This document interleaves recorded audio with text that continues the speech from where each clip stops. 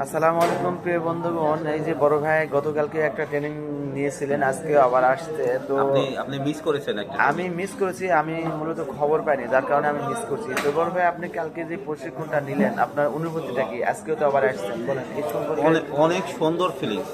সবাই একসাথে হইলাম, বিভিন্ন জনের সাথে পরিচিত হলাম, কথা বললাম, কাজের অগ্রগতি সম্পর্কে বললো, আমাদের যে নৈতিক দায়িত্ব শিক্ষানবিশদের সেই দায়িত্বগুলো আমাদেরকে বুঝিয়ে দিল, কর্তব্যগুলো বুঝিয়ে দিল, কিভাবে তাদেরকে কাজ শিখাবো, কিভাবে তাদেরকে মূল্যায়ন করবো, এসব বিষয়ে আমাদেরকে সব কিছু সেরা সুন্দরভাবে নির্লস প্রচেষ্টায় আমাদেরকে বুঝিয়ে দিয়েছে।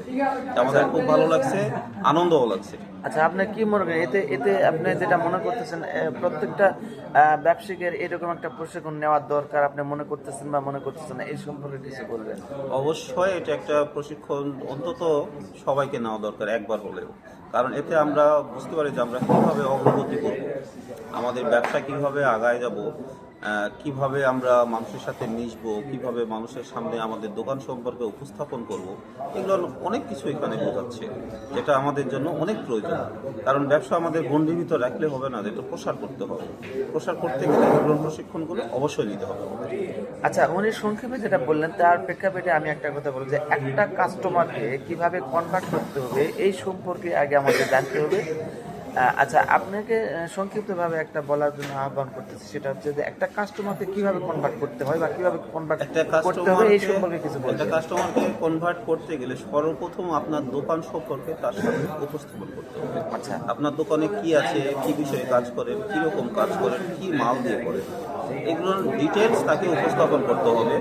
এবং তার ফিলিংসটাও জানতে হবে আপনাকে, সে কি চাচ্ছে। হ্যাঁ, এটা সেটার হচ্ছে উপর main নির্ভর উদ্দেশ্য। করে আপনাকে কথা বাড়াইতে হবে তার পিছনে।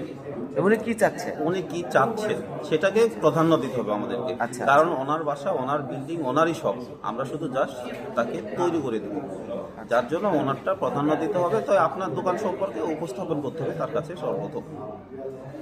তো যাই হোক, ভাইয়া অনেক সুন্দর একটা কথা বলেছেন যে আসলে প্রত্যেকটা মানুষের এরকম একটা প্রশিক্ষণ নেওয়া দরকার। আর ব্যবসা কিন্তু পরিচালনা করতে গেলে অনেক রকম নিজের মেধা, টেকনিক্যালি প্রশিক্ষণ এবং সব কিছু, একটা মানুষকে কিভাবে তার সম্পর্কে কিভাবে জানতে হবে, হঠাৎ করে একটা মানুষ যখন প্রথম দোকানে আসে সে পরিচিত হতে পারে অথবা অপরিচিত হতে পারে। আর বিশেষ করে কাস্টমার নিয়ে যারা ব্যবসা করে থাকেন তারা বিশেষ করে 95% অপরিচিত হয়, আর পরিচিত শুধু 5% হয়, আমি যেটা মনে করি।